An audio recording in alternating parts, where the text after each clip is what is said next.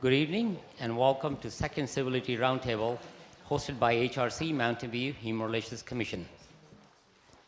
I would like to introduce the HRC members. Commissioner Greg Colodonato. Thank you. Commissioner Mary Gaines.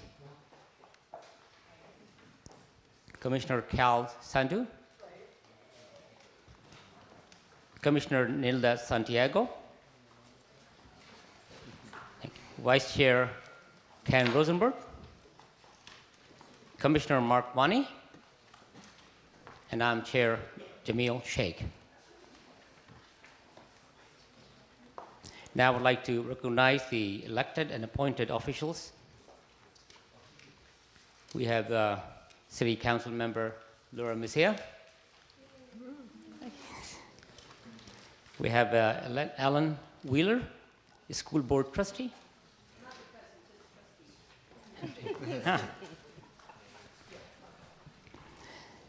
And the elected appointed officials are, I'm sorry, thanks.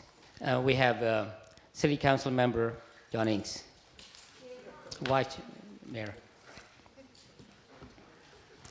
Now, the other elected officials are Narendra Pathak from Santa Clara County Human Relations Commission.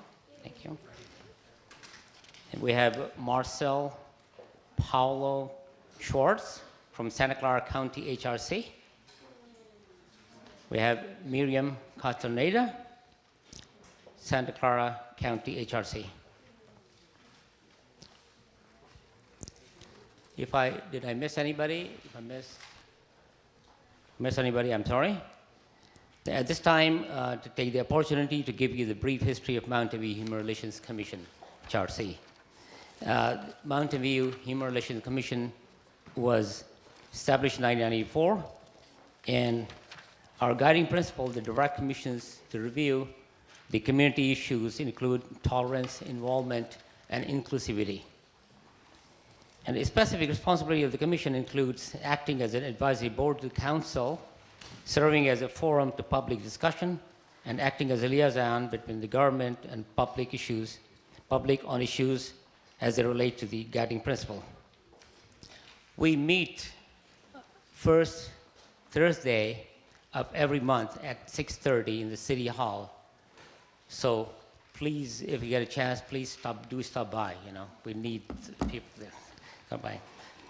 Again, so HRC,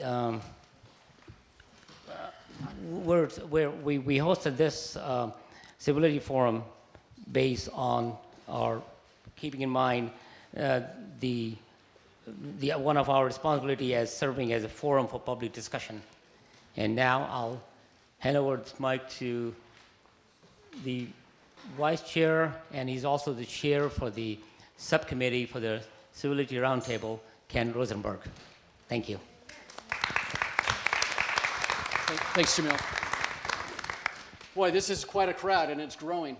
So for those out in the hall, bear with us as we check you in. We're going to get you out on the perimeter. I didn't know if we have to go for 3 rows of chairs, but it looks like we're going to, so that's exciting.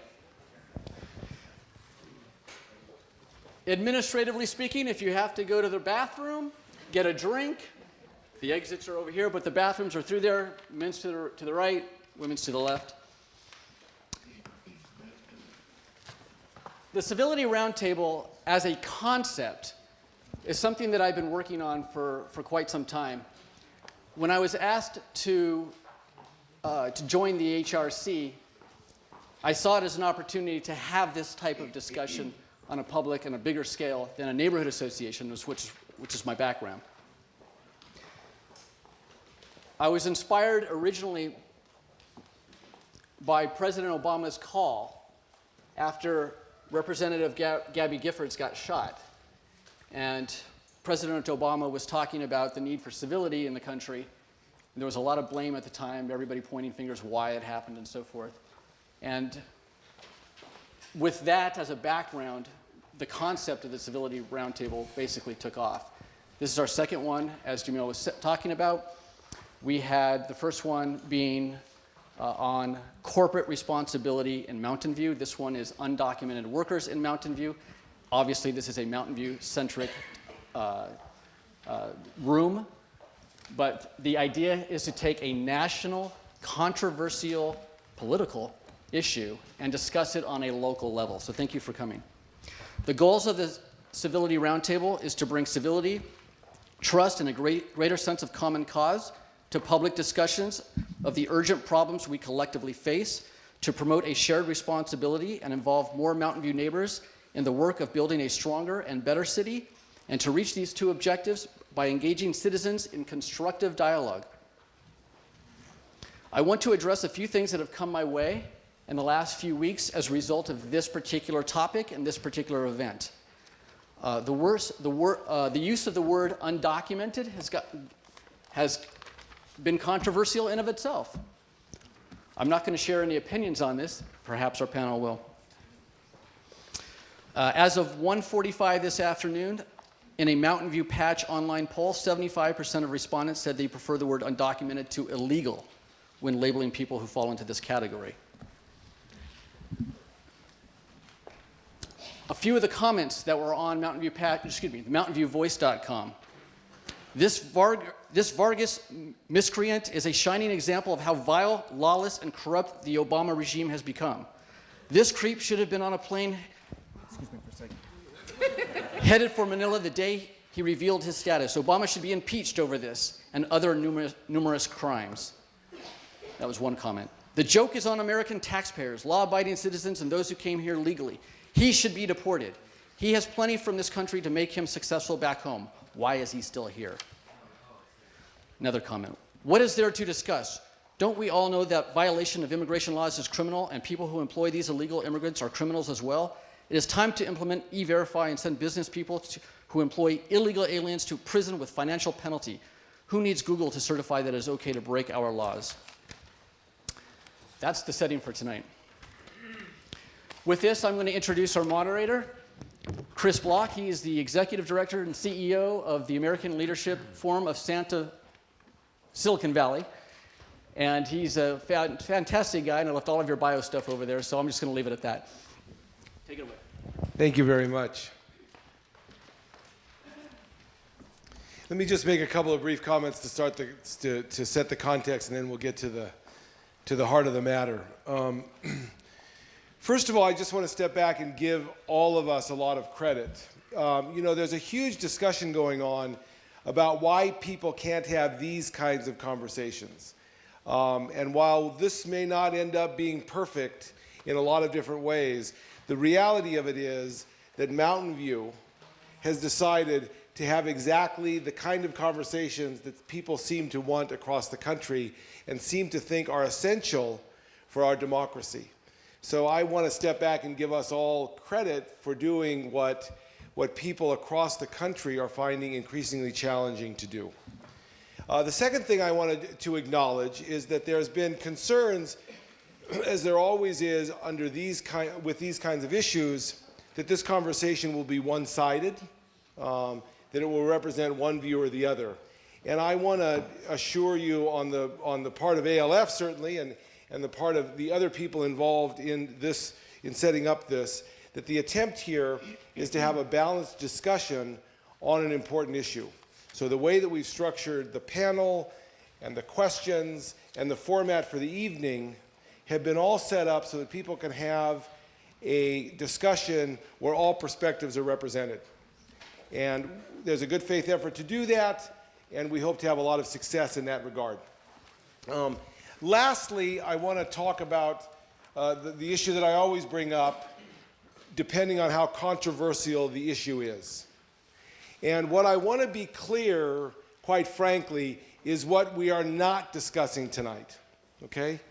What we are not discussing tonight, and I'll personalize this, what we're not discussing tonight is whether I am a good person or not. And what we're not discussing tonight is my character or not. What we are discussing tonight is whether or not well-meaning people can have a good conversation even when they disagree.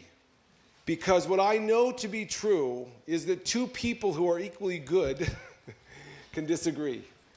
And it's just important that I always remind myself of that and that we remind each other of that. Because otherwise, we have a conversation that doesn't go anywhere that's helpful or constructive. And tonight, we're going to have a conversation that is helpful and constructive because it goes in the direction of us having a conversation about what we want this community to be, even when we're dealing with difficult and controversial issues. The last thing I'll say is that even the structure of the night is set up to achieve that kind of really important conversation.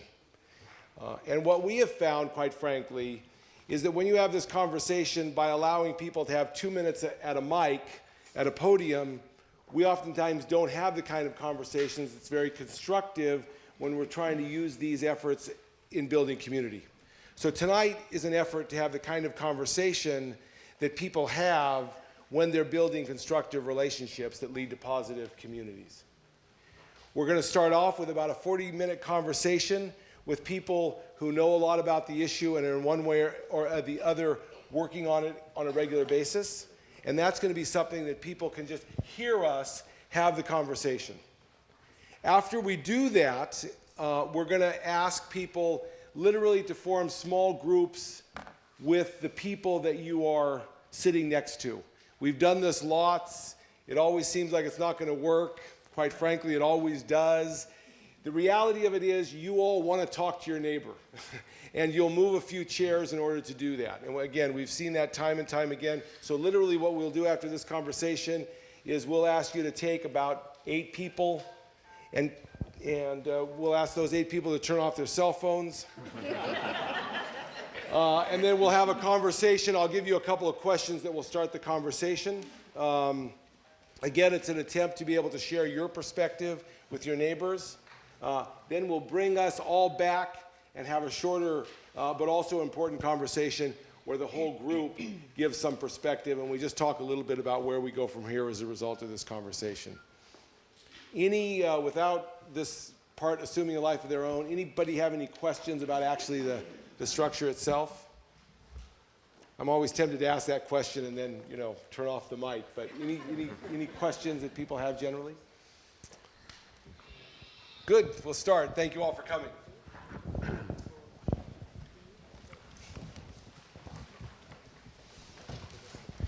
First of all, what I'm going to do is to ask the panel themselves to introduce themselves and just to tell us where you're from and what your experience is around the issue. We'll just take a couple minutes each to do that.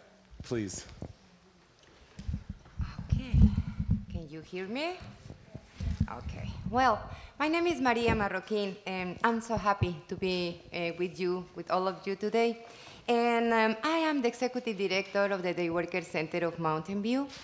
I'm really close to the community. I have the privilege to work with the day laborers and people who employ them. And it's really an honor to be related with all of you today and share opinions and learn from each other.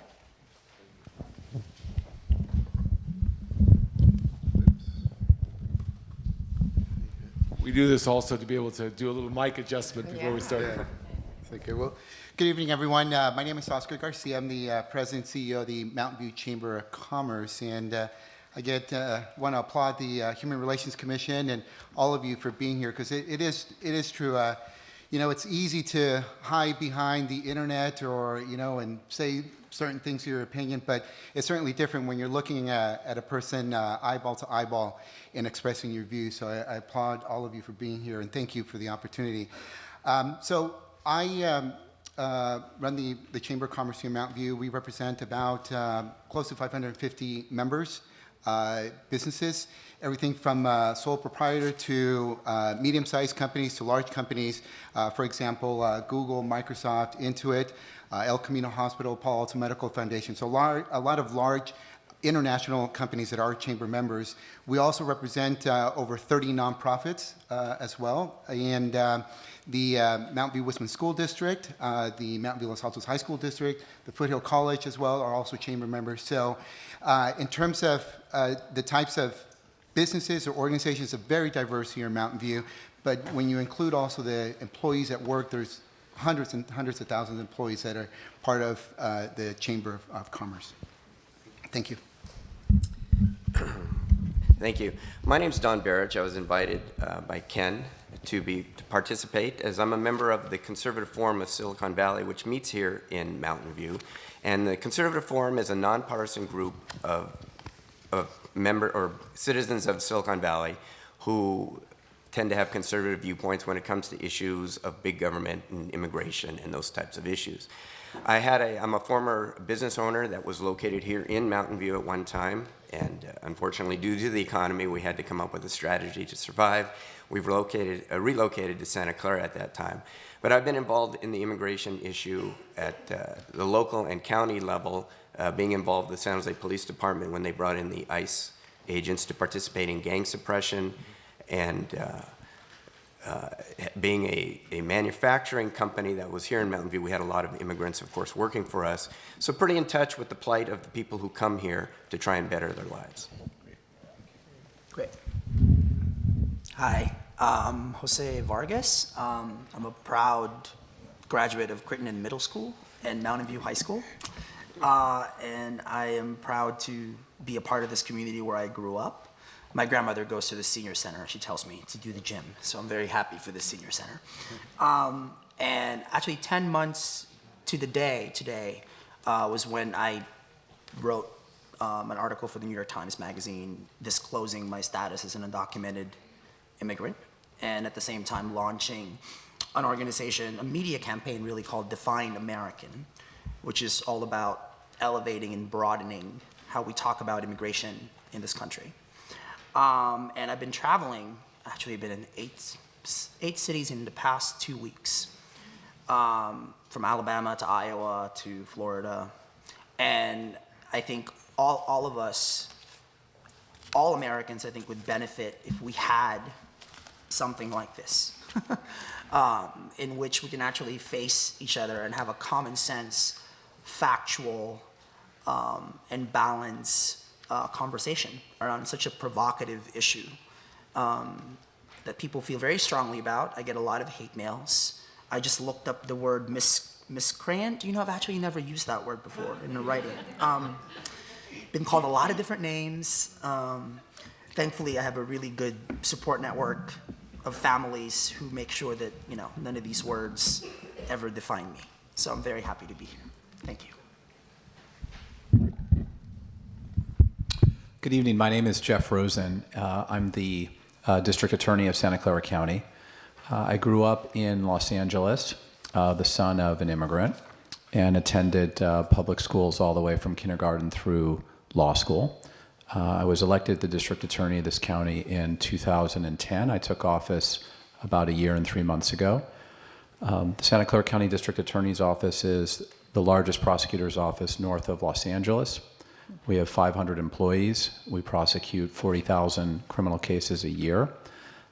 During my career as a prosecutor, before I was the elected DA, I prosecuted all manner of criminal cases for about 15 years.